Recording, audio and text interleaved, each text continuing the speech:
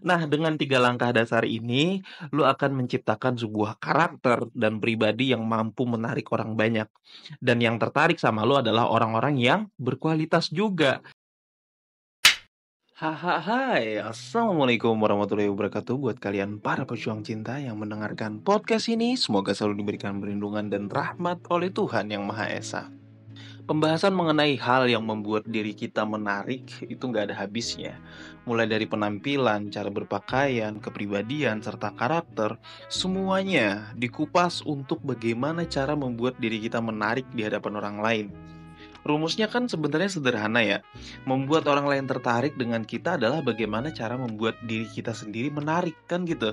Cuman pertanyaannya, bagaimana membuat diri kita menarik di hadapan orang lain ketika kita nggak tahu apa yang membuat orang lain tertarik. Kita berpikir bahwa karakter yang baik hati itu bisa menarik perhatian wanita misalnya. Ternyata wanita juga nggak terlalu suka sama pria yang baik hati. Wanita juga nggak terlalu suka dengan pria yang terlalu monoton gitu.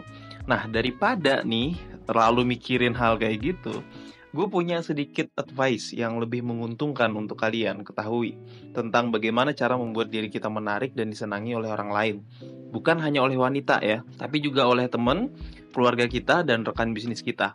Orang tuh nyaman bergaul sama kita. Dan bahkan orang yang tertarik sama kita bukan orang yang sembarangan, orang yang berkualitas juga. Nah, gimana caranya? Oke, kita intro dulu guys.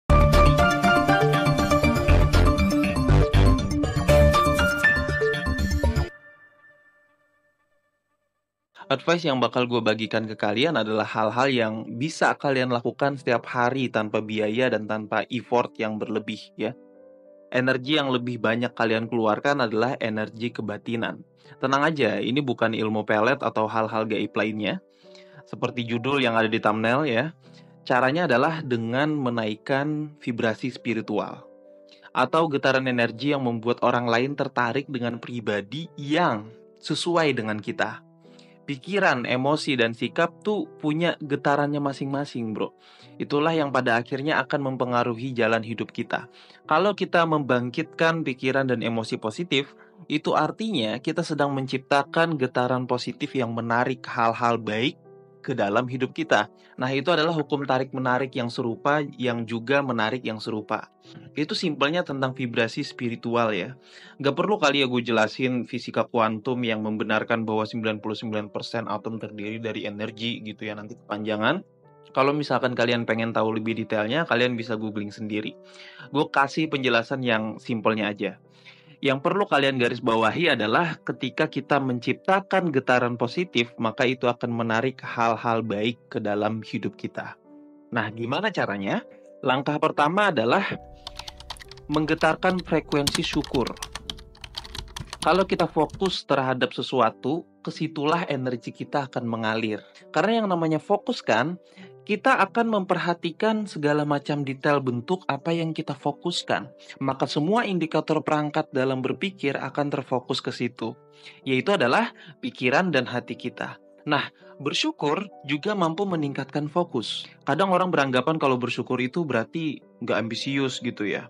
Dia hanya mensyukuri yang ada dan tidak ada ambisi untuk memiliki hal yang lain gitu, nggak ada usaha ceritanya. Nah, dalam hal ini malah sebaliknya. Boleh banget kita menginginkan sesuatu yang lain yang belum kita punya. Tapi, sebelum kita memiliki sesuatu yang lain, kita harus mensyukuri apa yang kita miliki sekarang dulu. Karena mensyukuri yang kita punya itu memunculkan frekuensi yang baik dalam memilih hal apa selanjutnya yang akan kita miliki. Misalnya sekarang kita baru punya Honda Beat Carbo misal ya. Syukuri dulu barang itu, nikmati sepenuhnya barang itu. Walaupun kalian mempunyai cukup uang untuk membeli motor yang baru. Hal yang lebih baik itu akan datang ketika kita berhasil mensyukuri apa yang sudah kita punya, bro. Sebaliknya, ketika kita mengeluhkan apa yang kita punya dan selalu berambisi untuk mendapatkan hal yang lebih baik, justru yang kita dapatkan adalah hal yang sama, kebosanan yang sama, dan bahkan ada yang lebih buruk dari itu. Jangan salah, mensyukuri apa yang kita punya itu juga kebiasaan orang-orang kaya loh. Makanya mereka kalau membeli barang-barang baru, mereka penuh pertimbangan, kecuali untuk konten ya. Itu yang harus kalian pahami. Nah, ketika kalian fokus terhadap apa yang kalian syukuri, pada dasarnya kalian sedang mengirimkan energi positif yang menarik hal-hal baik terjadi sehingga akan lebih banyak hal-hal yang datang. untuk disyukuri lagi. Gitu loh. Jadi, pribadi yang pandai bersyukur seperti ini, pribadi yang disukai banyak orang, bukan hanya perempuan. Itu juga laki-laki, teman, keluarga, dan rekan bisnis kita. Terus yang kedua, hati yang penuh cinta. Yang perlu kalian ketahui adalah energi cinta itu berada dalam frekuensi yang sangat kuat. Dalam peta kesadaran Hawkins, emosi cinta itu tuh ada pada skala 500. Kekuatannya itu sangat mampu untuk menyembuhkan. Makanya gue pernah bilang kan bahwa cinta itu adalah obat dari segala obat. Dan ini sudah dibuktikan oleh banyak penelitian. Salah satunya adalah rahasia sehat dan berumur panjang dari para lansia di Pulau Okinawa, Jepang. Dalam kajian itu mereka menemukan semangat bangun di pagi hari untuk melakukan hal-hal yang dicintai. Jadi yang dimaksud hati dengan penuh cinta ini bukan hanya soal lu dengan gebetan lu ya, atau lu dengan orang yang lu suka. Bahkan penelitian lain juga menunjukkan memiliki hewan peliharaan tuh yang menunggu lu saat lu pulang, menurunkan resiko stres dan serangan jantung secara signifikan loh. Ya, begitu besarnya kekuatan cinta, maka rugi banget buat kalian yang hanya terfokus kepada cinta lawan jenis doang. Bahkan cinta terhadap benda sekalipun itu bisa mempengaruhi pikiran kita, bisa mempengaruhi kesehatan kita, bisa mempengaruhi mental kita, bahkan bisa mempengaruhi kepribadian kita juga. Jadi mulailah keseharian kalian, mulailah bangun pagi kalian dengan hal-hal yang kalian cintai. Dan ini berkaitan dengan yang pertama, ketika kalian mampu mensyukuri apa yang kalian miliki, kalian bisa mencintai apa-apa yang sudah kalian miliki sekarang. Dan pribadi yang penuh cinta ini disukai banyak orang. Nggak perlu banyak effort untuk menarik wanita-wanita berkualitas masuk ke dalam kehidupan lu. Cukup dengan lu mencintai kegiatan lu sendiri, mencintai benda yang sekarang lu miliki. Cukup dengan mencintai hewan peliharaan lu kalau lu punya ya. Hal-hal seperti ini yang sering kita lupakan karena kita terlalu fokus untuk menghardik hidup kita sendiri, untuk menghardik nasib kita sendiri, karena kita sering nonton konten-konten flexing yang sering kita tonton di sosial media kan gitu. Padahal konten kreatornya itu mencintai hidupnya loh.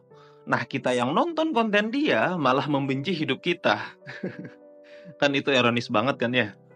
Karena ini ada pengaruhnya terhadap kepribadian dan kesehatan mental kita. Sangat jelas indikasinya bahwa nantinya kita akan salah dalam memilih pasangan. Bahwa nantinya kita akan menemukan orang-orang yang kita sukai justru malah menyakiti kita. Ya, maka tips yang kedua ini bagi gua sangat penting untuk kalian sadari, mulailah hidup dengan penuh cinta.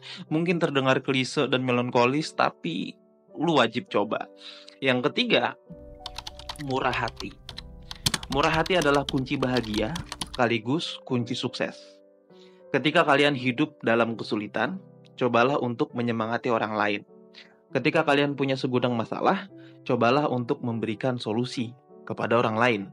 Murah hati bukan hanya di saat kita baik-baik aja, bro. Bahkan di saat kita kekurangan pun, sisihkan sedikit apa yang kita punya untuk orang lain. Ketika memberi itu tuh, orang pertama yang bakal bahagia adalah diri kita sendiri harusnya. Memberi juga salah satu getaran energi positif yang akan menarik hal-hal positif juga balik ke kita. Kita suka memberi ke orang, maka kita akan mendapatkan lebih banyak. Kita memberi satu, maka yang akan kita dapatkan bisa 10. Lu pikir kenapa sekarang Raffi Ahmad itu bisa jadi sultan? Salah satunya adalah kemurahan hati. Bukan hanya di saat dia sukses sekarang, tapi dulu waktu dia sulit sekalipun, dia pribadi yang murah hati. Benar atau enggaknya gue nggak tahu ya, tapi itu kesaksian dari teman-teman pelawak, teman-teman presenternya, dan teman-teman artisnya. Nggak ada salahnya kita ngambil pelajaran dari situ. Masalah dapetin wanita berkualitas, kita selalu berfokus terhadap apa yang kita ingin dapatkan. Ketika ternyata kita tidak mendapatkan itu, maka kita sakit hati. Kita berharap nih wanita berkualitas mampu menerima kita apa adanya. Ya, dengan fisik seadanya, dengan finansial seadanya, tanpa ada usaha sedikit pun. Ya, itu artinya kita tuh minta-minta tanpa memberi. Mau menarik perhatian wanita berkualitas, tapi kitanya tidak mau memberikan apa-apa ke mereka.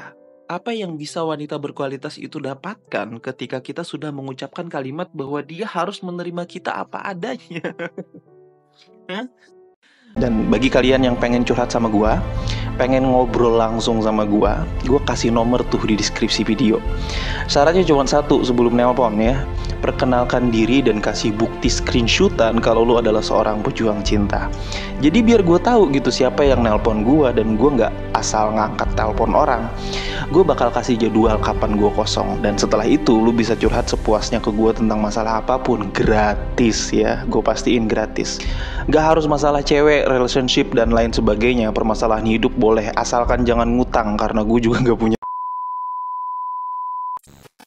Nah, dengan 3 langkah dasar ini, lu akan menciptakan sebuah karakter dan pribadi yang mampu menarik orang banyak. Dan yang tertarik sama lu adalah orang-orang yang berkualitas juga, yaitu dengan meningkatkan getaran frekuensi syukur, hidup dengan penuh cinta, dan bermurah hati. Yang bahkan ini udah diajarin di PPKN kita waktu SD malah. Sekali lagi ini hanya sebatas saran dalam rangka mengingatkan kepada para pejuang cinta yang mendengarkan podcast ini. Semoga apa yang gue sampaikan bisa menjadi manfaat buat kalian. Semangat para pejuang cinta, tidak ada unsur provokasi atau merendahkan gender tertentu. Semua narasi dan statement dalam video ini bersifat substansial dan kondisional. Semoga bermanfaat dan jangan lupa bahagia.